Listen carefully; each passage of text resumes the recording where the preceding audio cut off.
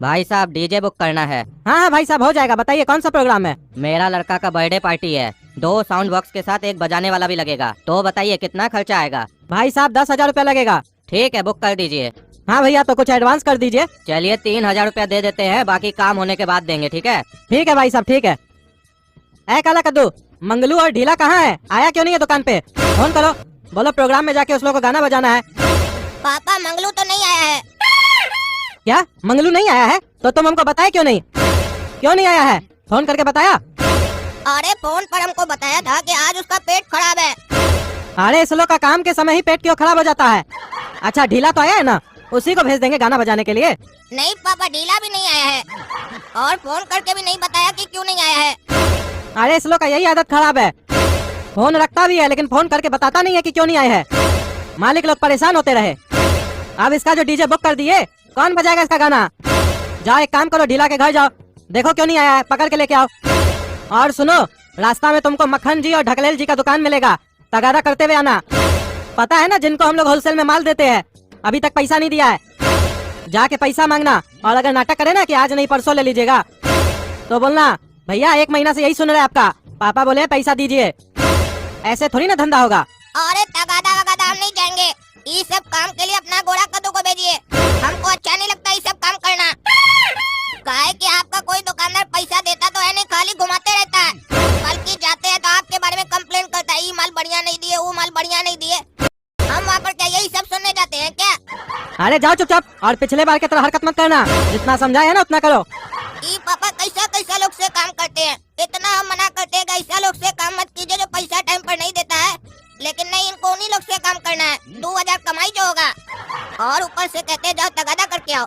इसको तगादा करना कहते हैं? इसको तो भीख मांगना कहते हैं।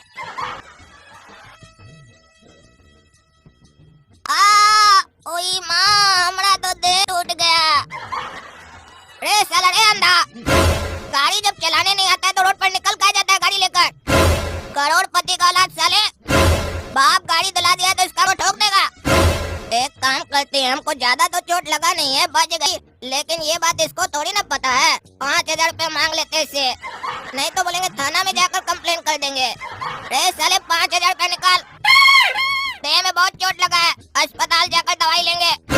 रे साले रे, शुक्र मनाओ कि तुम बच गया है, नहीं तो हमारा गाड़ी से कोई बचता नहीं है। जिस पर चढ़ाते हैं ना, सीधे 1 नंबर टिकट कट जाता है, ऊपर ही चला जाता है।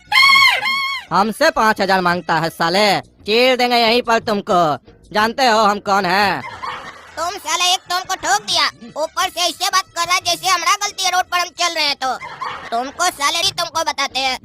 अरे छोड़ो हमको, छोड़ो। छोड़ता है कि नहीं साले, नहीं तो तुमको यहीं पर चीर देंगे। तुम साले नहीं बचेगा, तुमको छोड़ेंगे नहीं।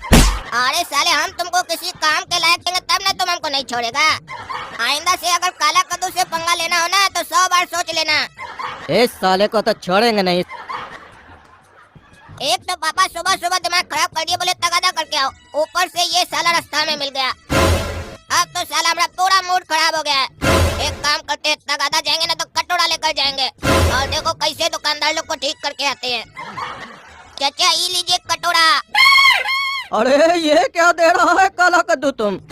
चाचा ये कटोरा पापा ही देकर भेजे हैं, और बोले हैं चाचा को जाकर दे देना। काहे कि रोज रोज अपना ही पैसा भीख की तरह मांगने में अच्छा नहीं लग रहा है पापा को आजकल।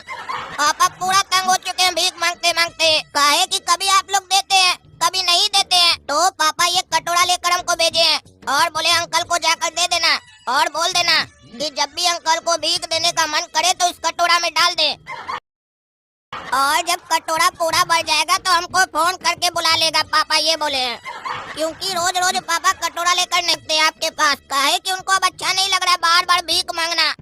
क्योंकि जैसा कि हम पहले भी बोले, कभी आप लोग देते हैं, कभी नहीं देते हैं, और कभी इतना ज्यादा अमाउंट दे देते हैं कि आने जाने का खर्चा भी उससे ज्यादा हो जाता है। तो पापा बोले जब वो लोग अपने मन के हिसाब से ही पैसा देते हैं, तो जब भी आपका मन करे कटोरा में भीख डाल दीजिएगा, फुल हो जाएगा तो पापा को फोन करके बुला लीजिएगा। धन्यवाद। अरे तुम्हारा बाप को अगर इतना ही अजीब लगता है, यह परेशानी होता है हम लोग से काम करने में, तो काम काहे करता है हम लोग के साथ? अपना पैसा भूल जाए, काहे मांगने आता है बार बार?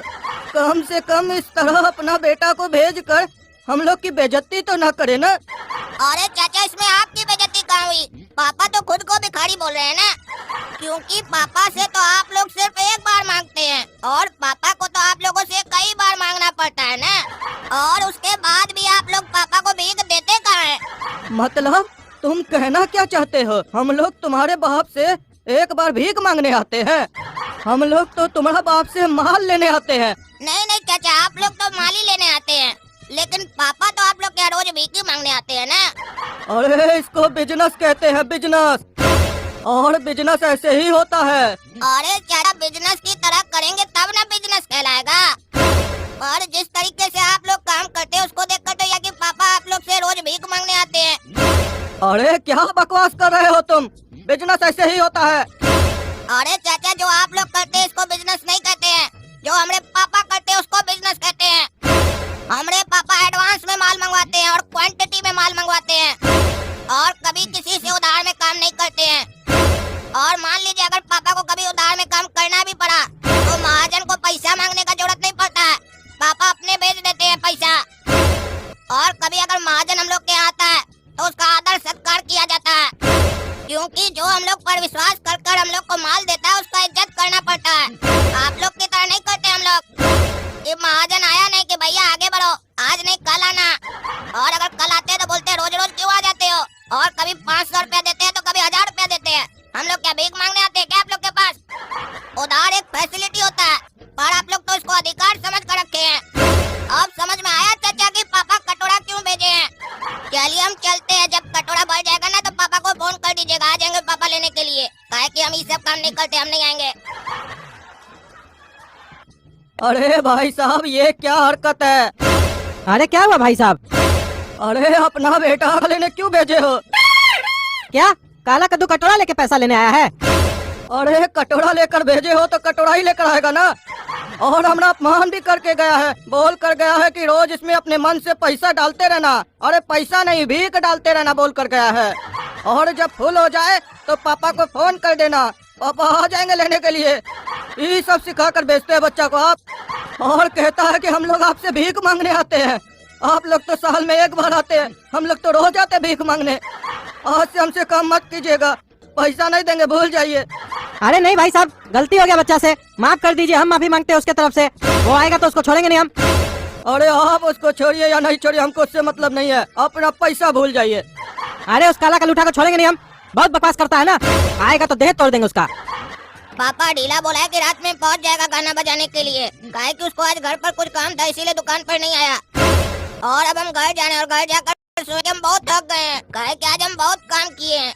अरे काम किया है कि काम तमाम किया रे तुम? हाँ, कटोरा लेके जाता है रे फकीर साले। क्या किया तुम? हमारा पैसा डुबा दिया, फोन करके हमको बोला है पार्टी लोग पैसा नहीं देगा। तुमको कौन बोला इस हरकत करने के लिए? तुमको तो साले छोड़ेंगे नहीं, तुमको कहीं भी भेजते तो हमारा नुकसान करवा देता है। अरे पापा छोड़िए, हमको छोड़िए। अगर ऐसे भीख मांगने भेजेगा तो कटोरा ही लेकर जाएंगे, काहे कि भीख में कटोरा नहीं लिया जाता है ना। और अगर भिखारी लोग को उधार दीजिएगा तो उन लोगों को कटोरा ही देकर आएंगे ना, और क्या देकर आएंगे? छोड़िए हमको। अरे चुप साला, तुमको आज हम छोड़ेंगे नहीं। हाँ भाई साहब, आप बोले थे कि आपका बेटा के यहाँ जब डीजे बच जाएगा तो आप पैसा दे देंगे। बर्थडे तो हो गया आपका बेटा का परसों, लेकिन आप आके पैसा नहीं दिए तो इसीलिए हम आ गए। अरे हाँ भाई साहब, दिमाग से निकल गया, चलिए अभी दे देते हैं। ऐसे आपका आदमी डीजे बहुत बढ़िया बजाया, लेकिन इतना अच्छा डीजे बजने के बाद भी हमारा बेटा नाच नहीं पाया। क्यों भाई साहब, नाचने नहीं आता आपका बेटा को? अरे नहीं भाई साहब, नाचना तो उसको बहुत बढ़िया से आता है, लेकिन कोई साला पागल मवाली उसको परसों इतना मारा है कि वो ठीक से चल नहीं पा रहा था, तो नाचेगा क्या? अभी फिलहाल ऐसे ठीक है, काहे कि दवाई वगैरह लिया है तो अब चल फिर पा रहा है। अरे चाचा तो कंप्लेन नहीं किए थाना में, वो साल को पुलिस वाला तो रगड़ देता बढ़िया से। अरे नहीं बाबू, हम लोग अपना बदला ना अपने लेते हैं, अपना स्टाइल में। पीछे देखते नहीं हो आदमी सब काहे खड़ा है? काहे कि हम लोग का काम ही ऐसा है, आदमी रखना पड़ता है।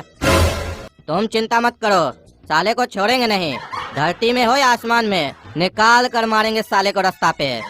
खैर छोड़ो उसको, चलो तुम लोग को पैसा देते हैं। बेटा 7,000 लेकर आओ तो। और है पापा, तुम साले तुम क्या कर रहा है हमारा घर में? हमको मारा था उस दिन रोड पर। और इस साला इस सुअर का घर यही है क्या? बेकारे साले को मारे, अब लगता है हम लोग को मार पड़ेगा। हमारे साथ साथ पापा भी मार खाएंगे यहाँ पर, और पैसा भी नहीं मिलेगा। आप कौन है भैया? हम तो आपको नहीं पहचान रहे हैं। कहीं ऐसा तो नहीं मार का असर आपका दिमाग में हो गया है? इसीलिए आप हर आदमी को अपना दुश्मन तो नहीं समझने लगे हैं। अरे चुप साले, हमको अच्छा से याद है तुम ही हमको मारा था। काहे कि तुम्हारा चेहरा कैसे भूल सकते हैं काला कलूठा। पापा दोनों बाप बेटा को आज नहीं छोड़िएगा, दोनों को रगड़ दीजिए। अरे हाँ हाँ बेटा तुम चिंता मत करो, तुम लोग को साले आज जाने नहीं देंगे यहाँ से। तुमको बोले हमारा बेटा का बर्थडे पार्टी पर डीजे बजाना, तो तुम्हारा बेटा हमारा बेटा को ही बजा के रख दिया। अब देखो हम लोग तुम लोग को कैसे बजाते हैं। अरे साला ये कैसा पागल को पैदा कर दिए घर में, एक तो बिजनेस में नुकसान करवाता है, ऊपर से मार भी खिलवाता है। अभी गुंडा लोग तो हम लोग को छोड़ेगा नहीं, इस साले को छोड़ेंगे नहीं हम। तो दोस्तों जब तक हमारा आदमी इन लोग का धुलाई कर रहा है तब तक आप लोग वीडियो लाइक कीजिए, चैनल सब्सक्राइब कीजिए और ज्यादा से ज्यादा लोग को शेयर कर दीजिए।